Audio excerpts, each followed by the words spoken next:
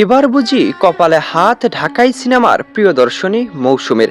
হাসান জাহাঙ্গীরের দ্বিতীয় বিয়ে দেখে কান্না থামাতে পারেননি।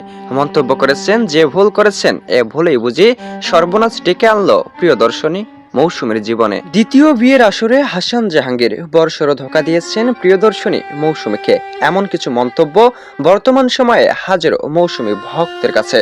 অনেকেই মন্তব্য করেছেন, কেনই বা ঢাকায় প্রিয়দর্শনী মৌসুমীকে আজ ধোঁকা দিল হাসান জাহাঙ্গীর। গেল কয়েকদিন আগেই নতুন করে সমালোচনায় এসেছিলেন হাসান জাহাঙ্গীর ও মৌসুমী। চুক্তিবদ্ধ বিবাহ করেছিলেন বলে ধারণা অনেকেরই। তবে এবার যেন সকল জল্পনা কল্পনার অবসান ঘটিয়ে দ্বিতীয় বিয়ের আসরে হাসান জাহাঙ্গীর। এমনকি মৌসুমী কান্না করে বলছেন, বর্ষেরও ধোঁকা দিয়েছে মৌসুমীকে হাসান জাহাঙ্গীর। বাস্তবেই কি তবে পর্দার প্রেম বাস্তবে রূপ নিয়েছে, নাকি শুধুমাত্র শুটিং এর দৃশ্য ছিল? 14 তারিখ রাত্রে হাসান জাহাঙ্গীরের ফেসবুক ভেরিফাইড পেজ থেকে প্রমাণিত হাসান জাহাঙ্গীর দ্বিতীয় বিয়ে করেছেন।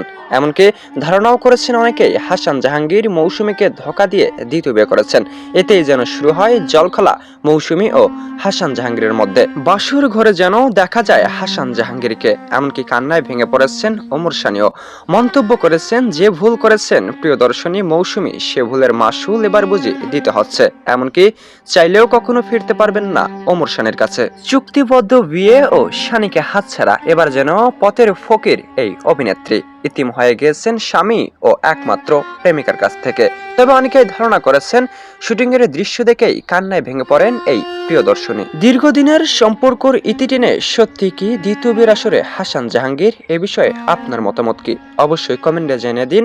নতুন ও আপডেট খবর পেতে চ্যানেলটি সাবস্ক্রাইব করেই পাশে থাকুন। দেখছেন এবি নিউজ বাংলাদেশ।